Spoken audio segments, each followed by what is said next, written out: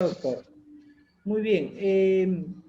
Mi tema de maestría, de posgrado en la Universidad Nacional de Trujillo es en Derecho de Consumidor.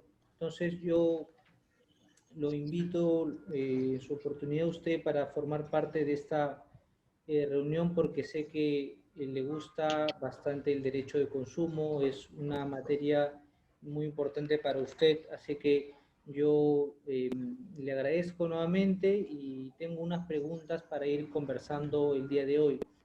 En primer lugar, ¿cómo siente, cómo ve el derecho de consumo en la actualidad respecto de algunos avances que usted considere importantes, que usted en la actualidad vea que son fructíferos para el derecho consumidor?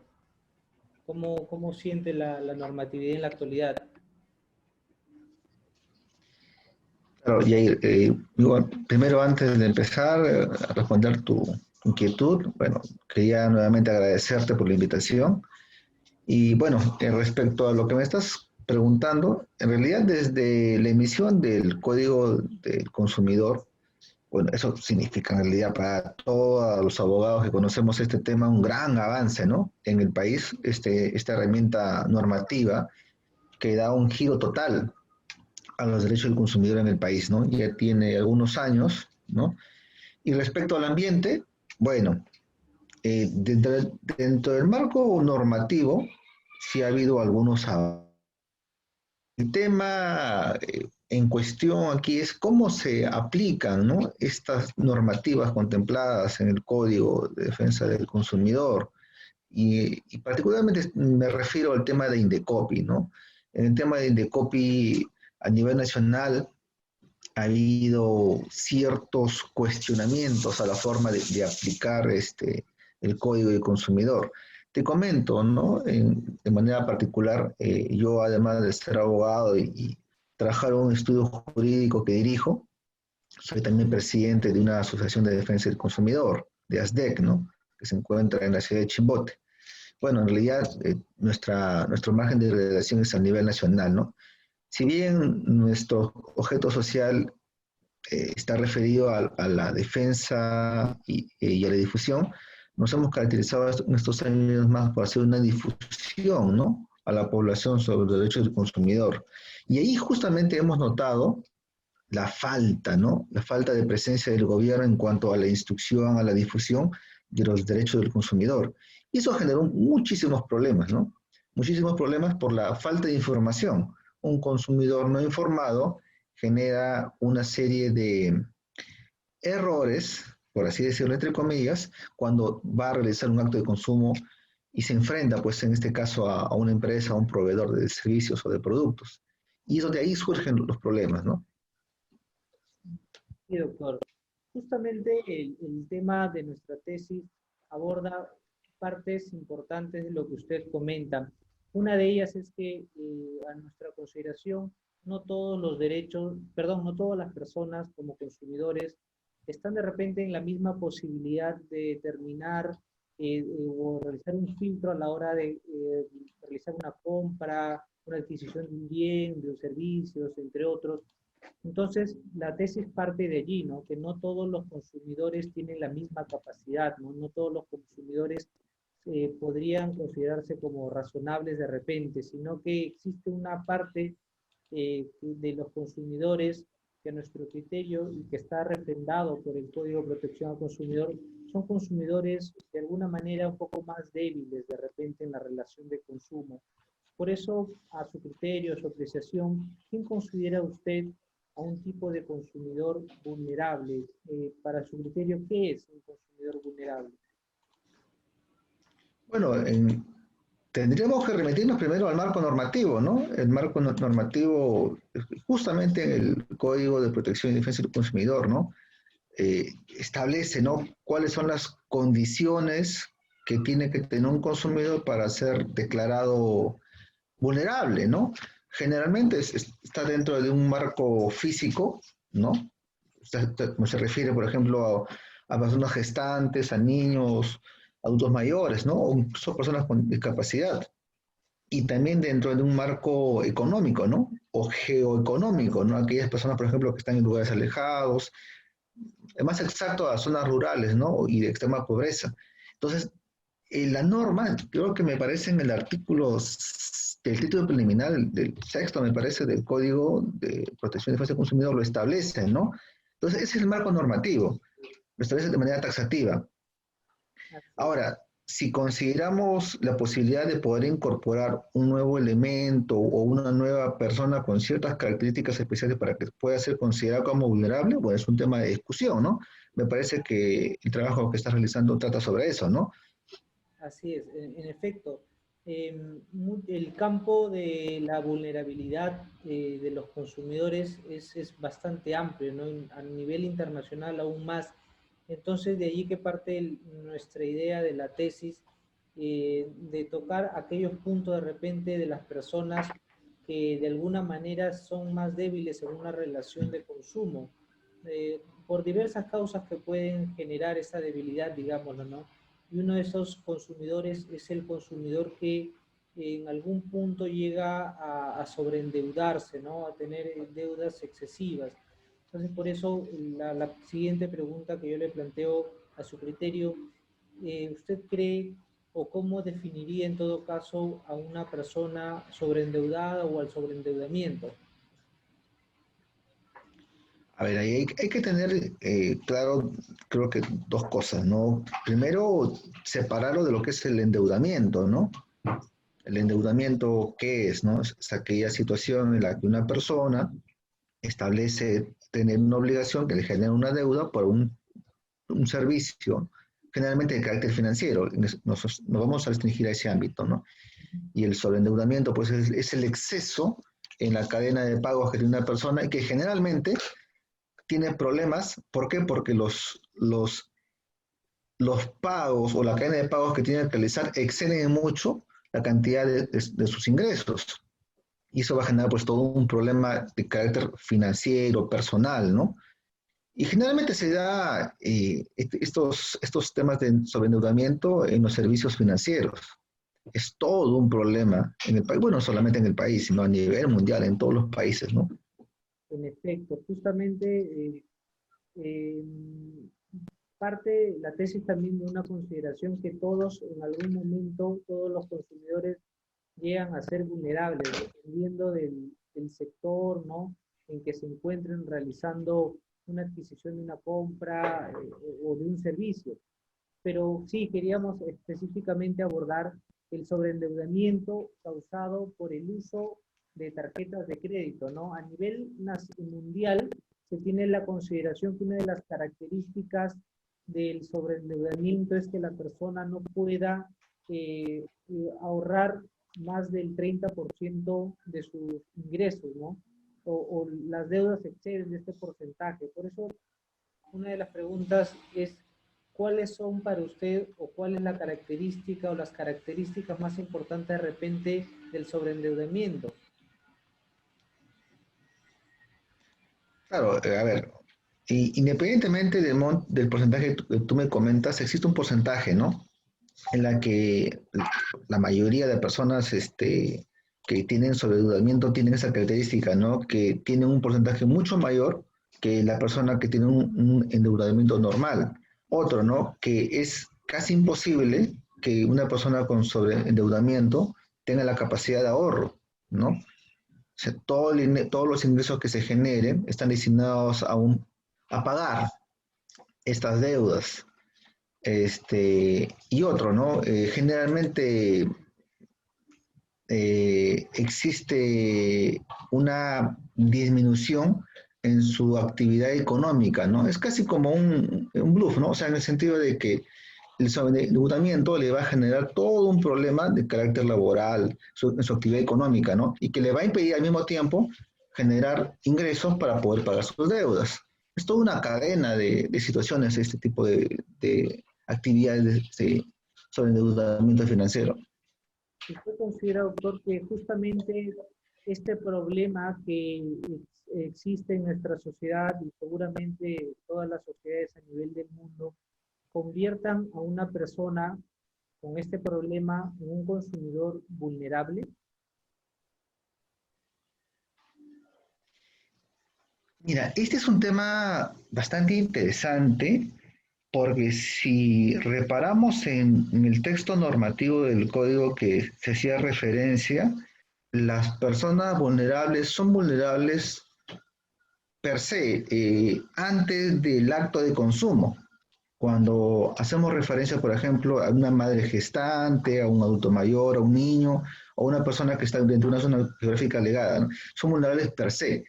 Pero en este caso, el consumidor es vulnerable antes o después del acto de consumo, en este caso del servicio financiero. Ujú. Se convierte en vulnerable, ¿no? Es un rasgo bastante particular. O sea, no es vulnerable antes de recurrir al servicio financiero, sino que se vuelve después. Entonces, pero cuando ya se volvió vulnerable por este hecho en sí, creo que en este sentido escapa, ¿no? Al sentido normativo.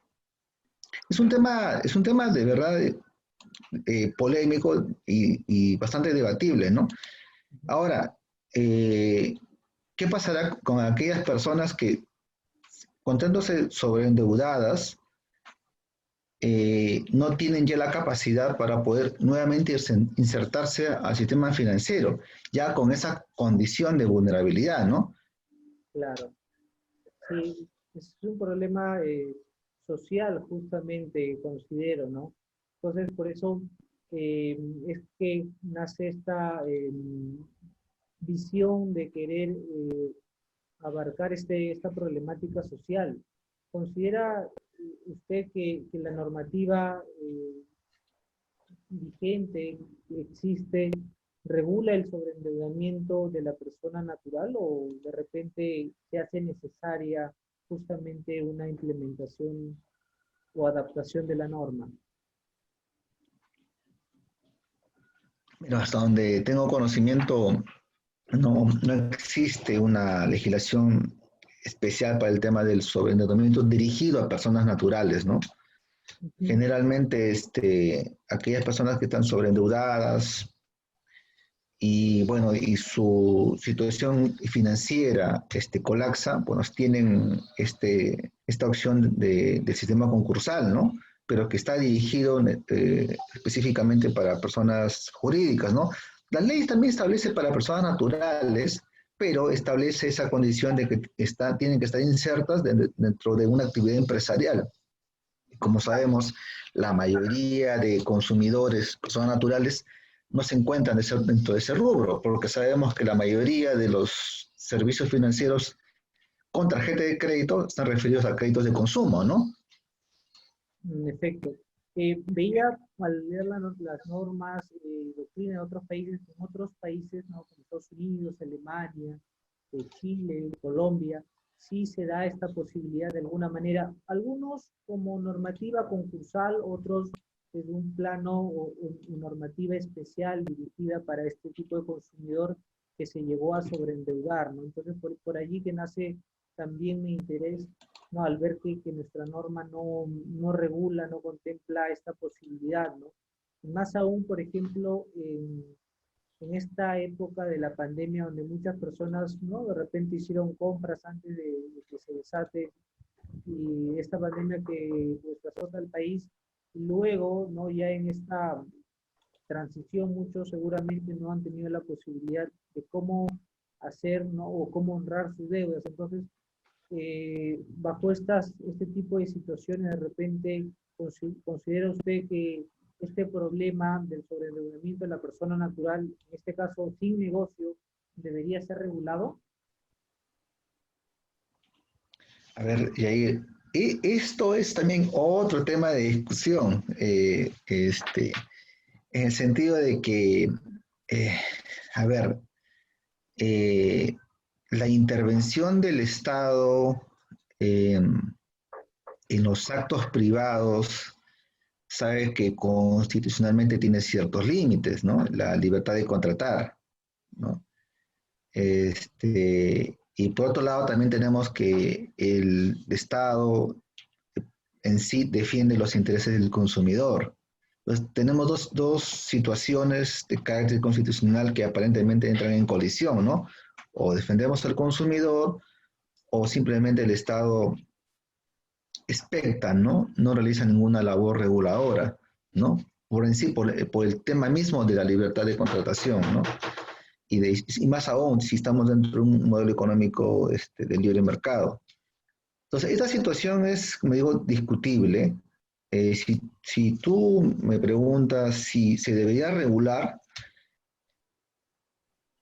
eh, regular, ¿a qué te refieres? Exactamente a la situación de vulnerabilidad, de sobreendeudamiento del consumidor o a las herramientas financieras que generan ese tipo de sobreendeudamiento. Exactamente. Sí, yo le comento, por ejemplo, en algunos países, ¿no? Como Alemania, como Estados Unidos y otros, lo que crean son ciertos mecanismos, ¿no? Que implementan dentro de su normativa.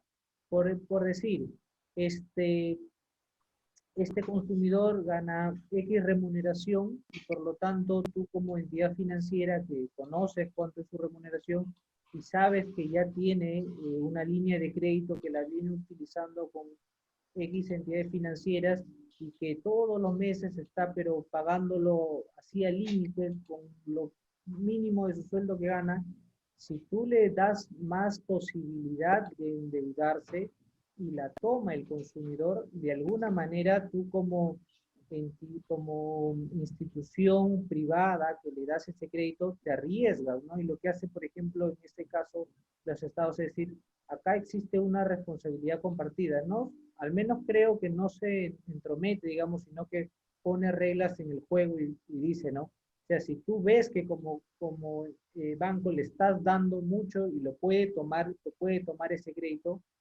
y lo hace, te arriesgas también a que no te pague. Entonces, existiría ahí una responsabilidad compartida. Eso es como un mecanismo. El otro es crear dentro de las propias entidades que protegen al consumidor eh, de repente personas que se encarguen específicamente de poder a las personas que se sobreendeudan, encaminarlas a que no vuelvan a ese estadio, ¿no? A ese estado.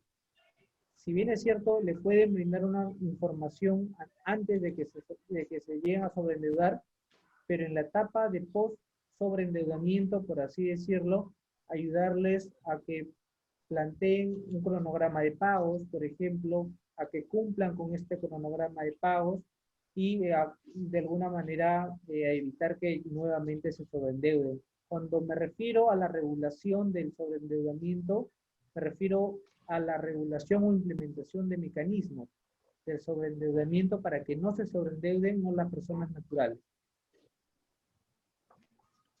Claro, yo te he escuchado una palabra que de verdad creo que es su parteaguas, ¿no? Es muy importante, el tema de la responsabilidad, ¿no? ¿Quién es el responsable del sobreendeudamiento? Porque puede haber consumidores financieros responsables, pero por circunstancias externas han, han conllevado a que tenga un sobreendeudamiento. Como también hay consumidores que son totalmente irresponsables, ¿no? Que sacan créditos a mansalva y que después no pueden pagar. Eso es por un lado, ¿no? Y el tema de la responsabilidad las empresas financieras, en el sentido, pues, que confían en el cliente por circunstancias externas, como lo he comentado, no pueden pagar y entran en una cadena de falta de pago, ¿no? Como también hay entidades financieras que no realizan su actividad de análisis de riesgo, que está normado por la SBS, por la Sociedad de Reserva, y simplemente por lograr metas, ¿no? De carácter empresarial, emiten, pues, desembolsan los créditos de manera fácil. Entonces, como vemos, la responsabilidad está por ambos lados. Entonces, regular eso, primero habría que identificar el tipo de responsabilidad. Particularmente yo tengo una posición en el sentido de que creo que se debería ajustar las herramientas de análisis para el desembolso, por la aprobación y desembolso de dinero, de préstamos en este caso, ¿no? Pero estamos hablando de los créditos comunes, personales, hipotecarios, etcétera. Pero el gran problema surge con las tarjetas de crédito, que en realidad el banco realiza un análisis somero, ¿no?, de la tarjeta de crédito, y después ya el cliente es el que prácticamente regula más o menos los gastos y la forma de pago. Entonces, ¿y cómo se podría ajustar ese tipo de herramientas? Claro. A ver, no, te escucho, no sé, a ver, creo que me querías comentar algo. Sí, lo que usted comentaba al inicio justamente de su respuesta era del tema de la responsabilidad, ¿no? Cómo medir, digamos, quién es responsable o no, quién de alguna manera responsabilizar o culpar. Entonces acá me trajo a la mente un ejemplo en el que yo leía, por ejemplo, en la normativa de Estados Unidos, cuando habla mucho y también mucho de Alemania, parte de esta norma, que seguramente escuchó, que es el Fresh Start, ¿no? De empezar de cero, pero solo lo aplican en algunos casos. ¿Cuáles?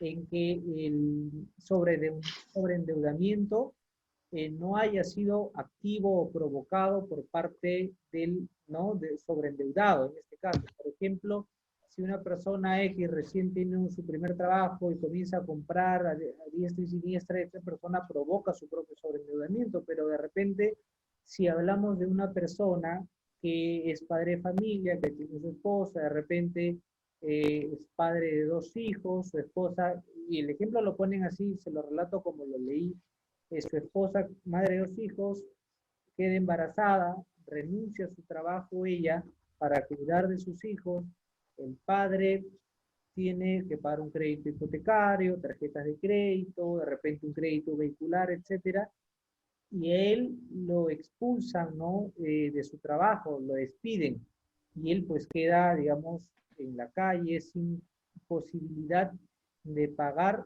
las deudas que tenía, pero una de estas, por ejemplo, de la tarjeta de crédito. Y acá vemos que no va a poder cumplir con su deuda de repente el primer mes, el segundo, porque no es fácil encontrar trabajo.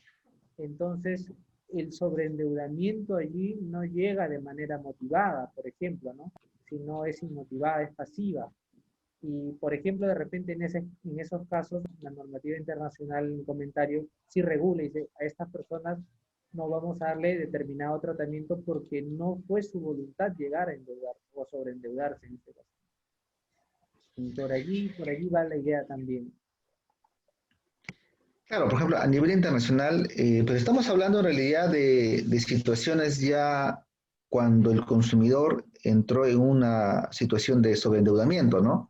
O Así, sea, ¿cómo lo reinsertamos, no? Por ejemplo, en Estados Unidos o en Chile mismo, me parece que hay una serie de normativas en la que el Estado promueve la reinserción del consumidor que está sobreendeudado y realiza una especie de procedimiento concursal, pero específicamente para personas naturales referido a los deudas del sistema financiero, ¿no?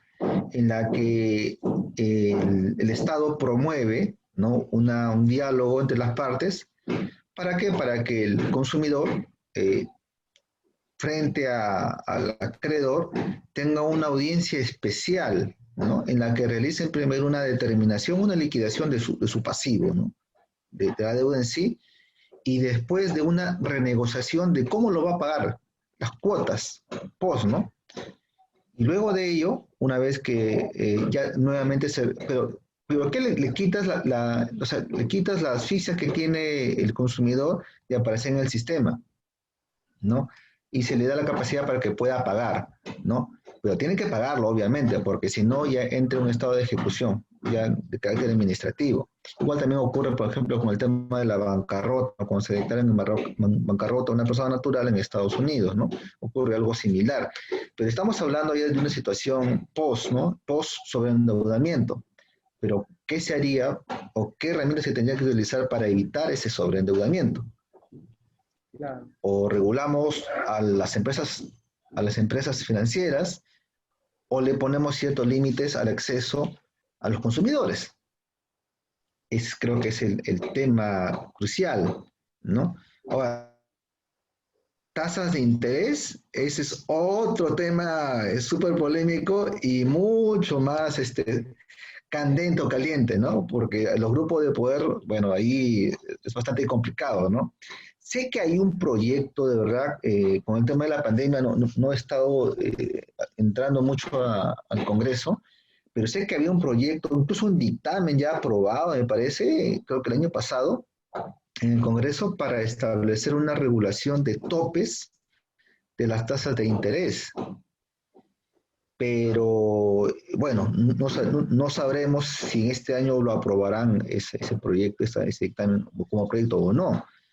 Y ese es un tema también de interés, ¿no? Porque ya hay experiencias en otros países que ha generado una serie de situaciones o comentarios por parte de especialistas, ¿no?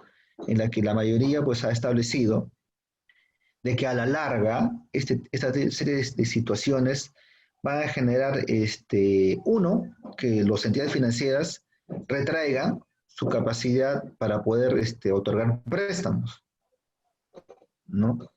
Porque el nivel de riesgo va a aumentar en cuanto a estas personas, ¿no? Porque como ya hay tope de intereses, su margen también de utilidad o ganancia va a bajar. Entonces, para compensar la posible pérdida, van a eliminar una serie de personas con ciertas condiciones especiales. Y dos, como dicen estos especialistas, que posiblemente genere una especie de economía informal desde el punto de vista financiero, no recurrir a prestamistas y todo eso. Ya son suposiciones. He visto que ha pasado históricamente en algunos países, pero eso está añadido con ciertas situaciones económicas propias del país, ¿no? Que son ingredientes adicionales. Sé que en Chile, me parece, creo que ya han aprobado una ley similar en el sentido de poner topes. Creo que llega hasta el 30%, no me equivoco, o anual, o 35% anual para tasas de interés.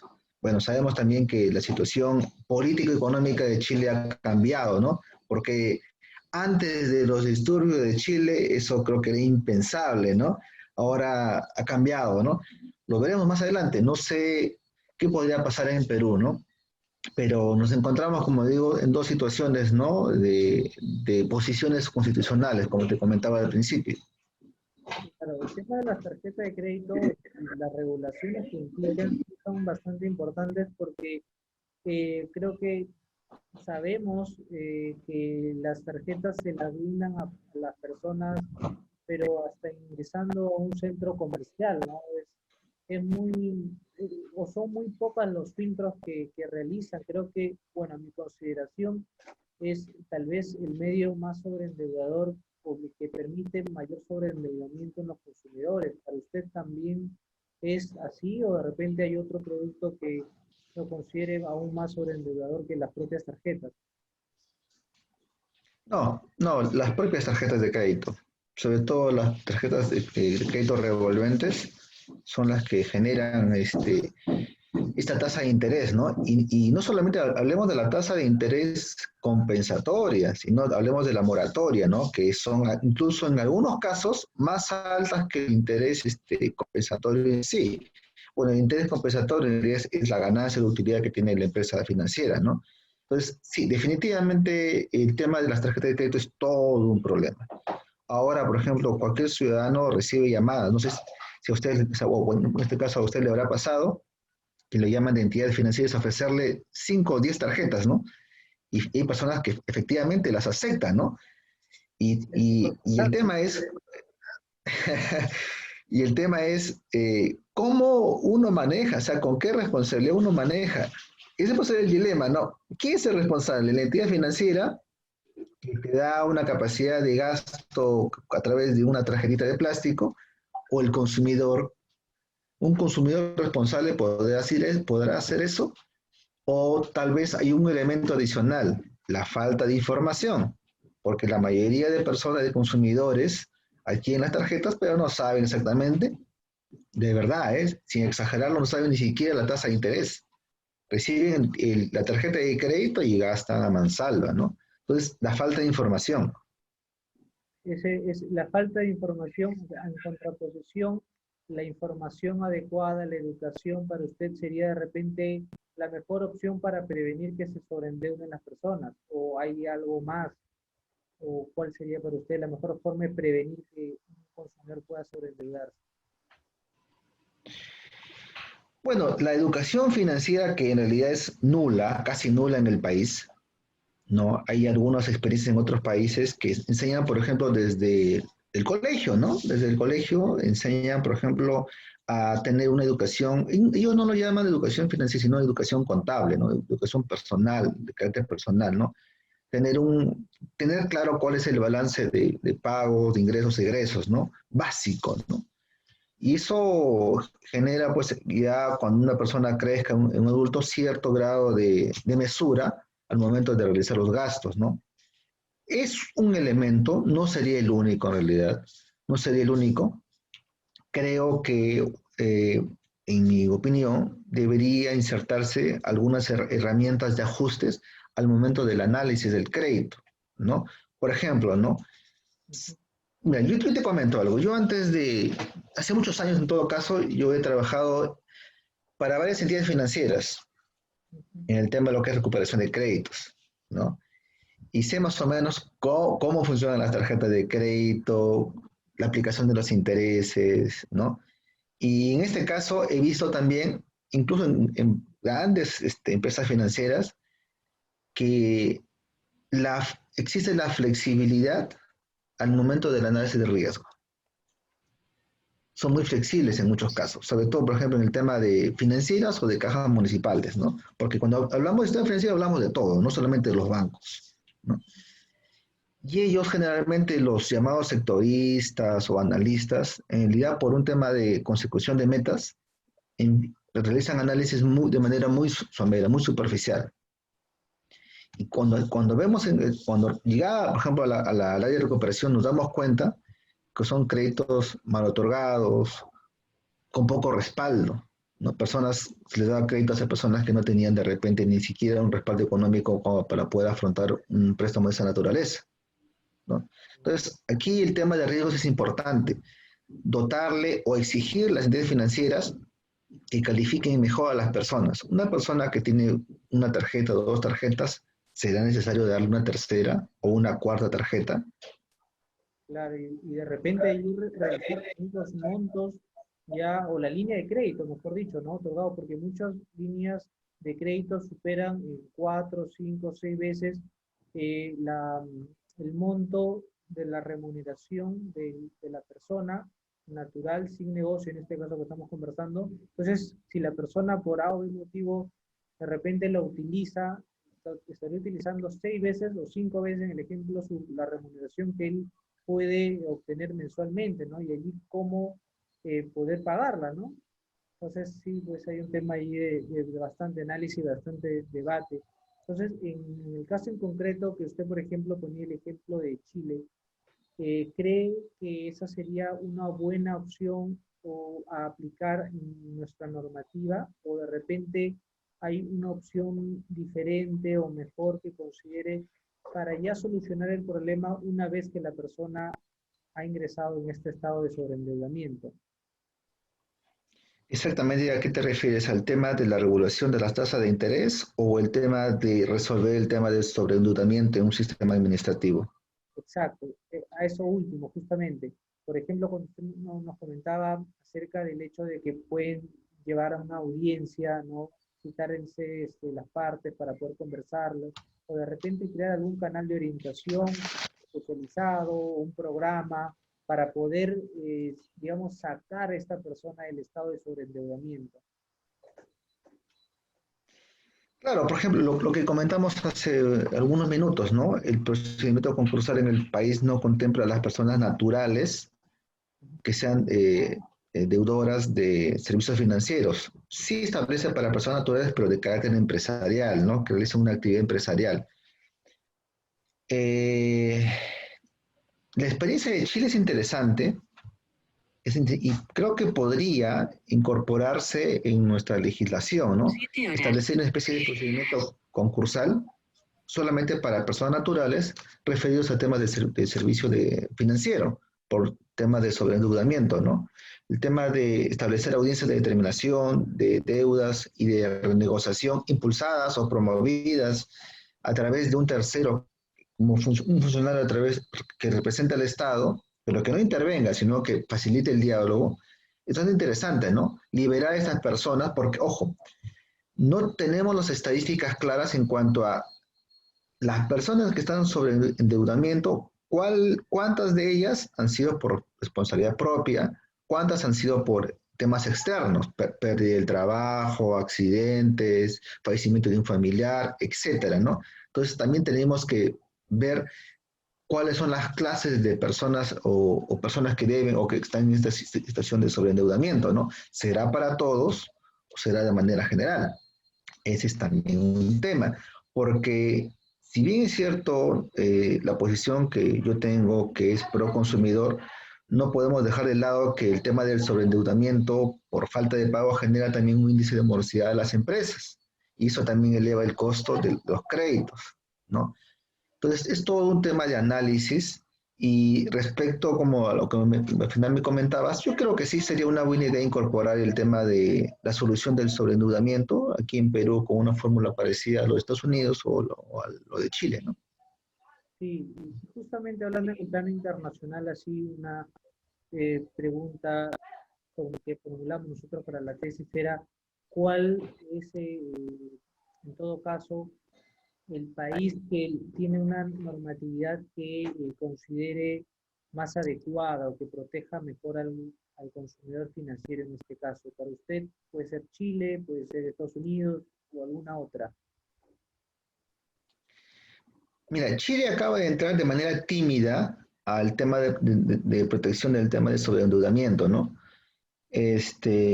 No tengo España, Colombia, sé que han hecho algunos trabajos, no tengo mucha referencia del tema del derecho comparado, porque en la mayoría de los casos están destinados, como te comentaba, a realizar la resolución o solución del problema, ¿no? Que es el tema del sobreendeudamiento. Pero muy pocos países son los que establecen herramientas para evitar el sobreendeudamiento, y creo que ese es el tema este, bastante importante que hay que analizar, ¿no? Ujú. ¿Por qué? Porque ahí se pueden generar ciertas distorsiones desde el punto de vista legal y desde el punto de vista de mercado, ¿no? Por eso que hay unos países que de manera tímida han empezado a regular, pero con ciertas limitaciones, ¿no? Particularmente creo que la experiencia chilena es un tema a ver, ¿no? Obviamente cuando se instala una serie de nuevas herramientas administrativas, conlleva un tiempo, ¿no? Para poder ver los frutos, los resultados, los efectos. Sería interesante, ¿no? Ver más o menos cuánto han avanzado para poder, si es positivo, replicarlo en el país. Así es, doctor.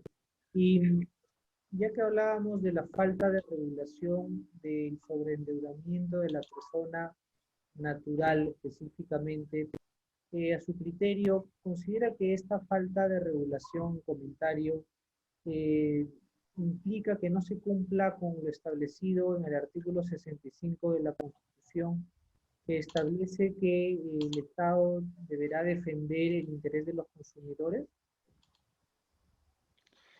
Eh, eh, ¿Podrías repetirme, por favor, la pregunta? Sí, claro. El artículo 65, ¿no? Como sabe, establece que el Estado tiene la obligación de proteger el interés de los consumidores, pero sin embargo no está regulado en nuestra normativa la protección del consumidor sobreendeudado, no está regulado como tal. Entonces, al no estar regulado o esta falta de regulación, considera que no se estaría cumpliendo con el artículo 65. Claro, cuando hablamos del artículo 65 se hace referencia de manera genérica a ese término, los intereses o el interés del consumidor. Pero ¿cuál es el interés del consumidor? El interés del consumidor, ¿cuál es? Salir de un sobreendeudamiento provocado por él o por circunstancias externas, o acceder a un servicio de manera justa, ¿no? ¿Cuál es el interés que tiene un consumidor? Entonces, ese término de verdad es bastante genérico y a la vez también es excluyente, ¿no? Creo que debería, tal vez no a nivel constitucional, sino a través de una ley de desarrollo especial, ¿no? Que pueda ampliar ese espectro de la palabra interés, ¿no? Y tal vez en esa ley de desarrollo se podría determinar una serie de situaciones como la ley del sobreendeudamiento, ¿no?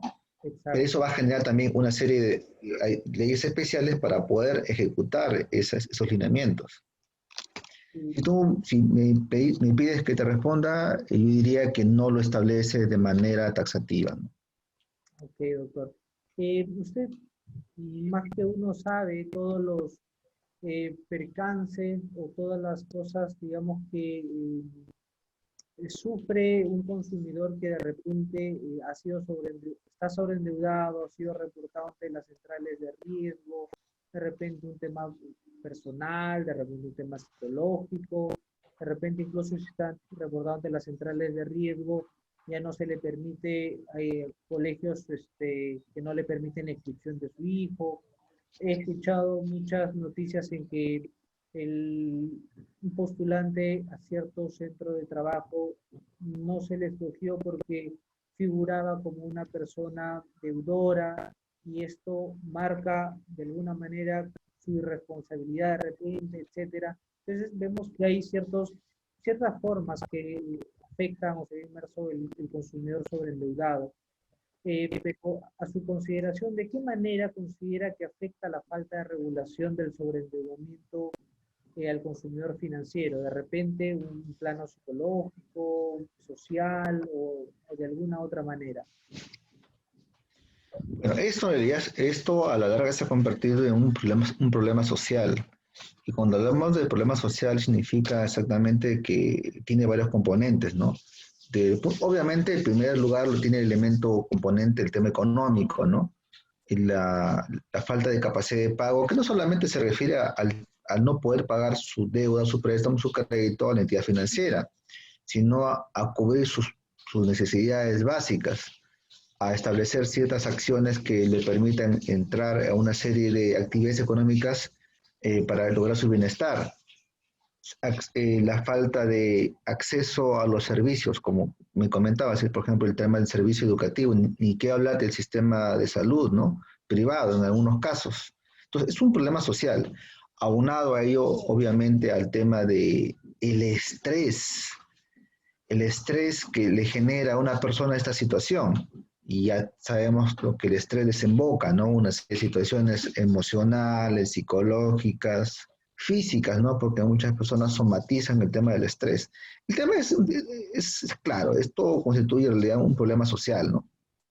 Que sí, que por esta situación generaría de que el Estado tendría la facultad y la capacidad de poder intervenir y solucionar esto, ¿no?